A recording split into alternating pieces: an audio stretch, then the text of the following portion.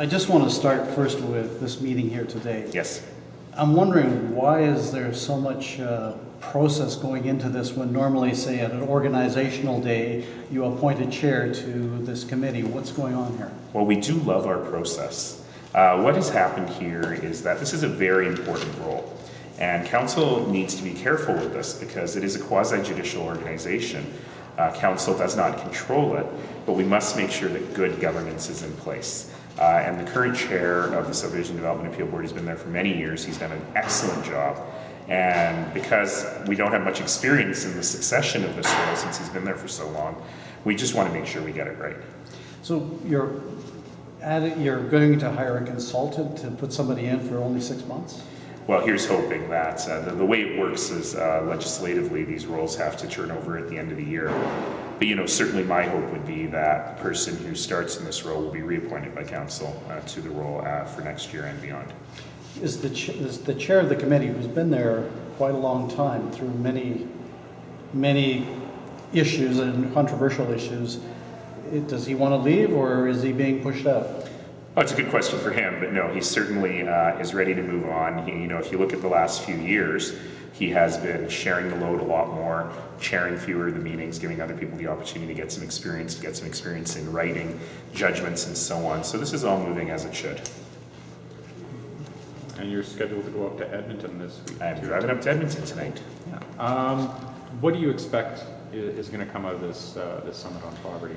Well, last year I spoke at the National Poverty Summit and I called upon mayors from across the country to start developing municipal poverty reduction plans as we've done in Calgary and to really make the, I don't want to say the eradication, the reduction, let's say the reduction of poverty a major priority as we have done here in Calgary. So I'm really happy that Mayor Iveson in Edmonton took up this challenge and has convened this summit, which is called Cities Fighting Poverty.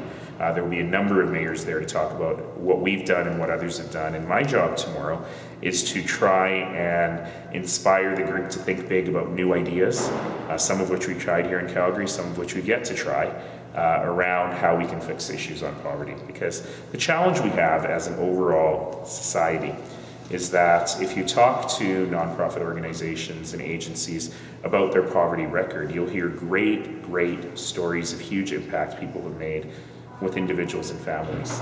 But the societal rates of poverty have hardly shifted in a generation, more than a generation.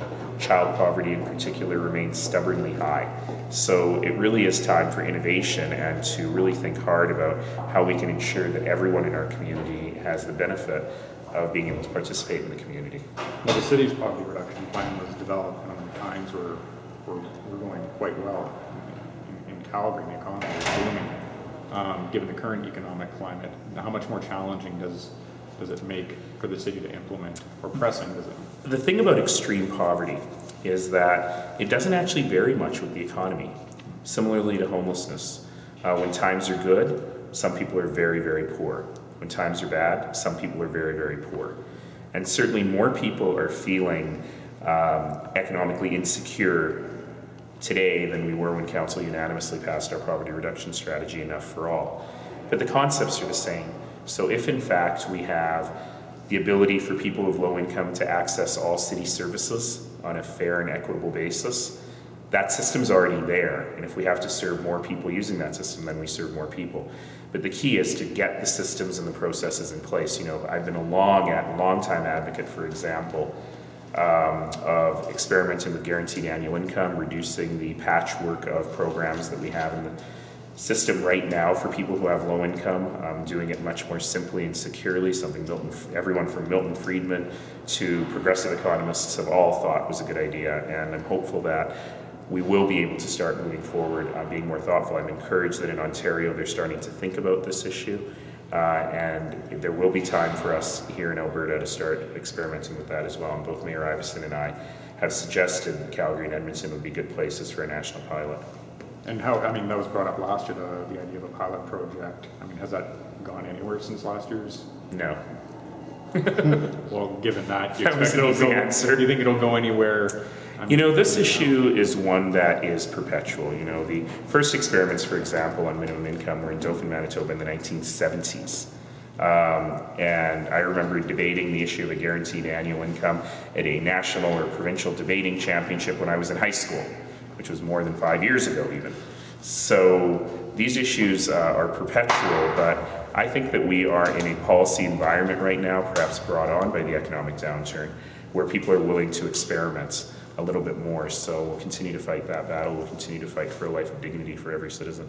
So who do you have to convince to get this pilot project off the ground? The provincial government, they may have a few other things on their mind at the moment, but I am hopeful that that is something they will look at during their mandate. Is there some work taking place by some groups that could be shared by other groups? Yeah, so for example, one of the cornerstones of Enough for All, our poverty reduction strategy, is what we call financial empowerment, which is allowing people to be more thoughtful about their money, about how they manage their money, how they save, how they spend, and so on. It sounds very basic, but it's actually really, really important to helping people create their own financial futures. And we are at the forefront of this everywhere, anywhere, right here in Calgary. So for example, ensuring that people across the community who interact with low-income people have basic training in helping those low-income people take control of their financial futures.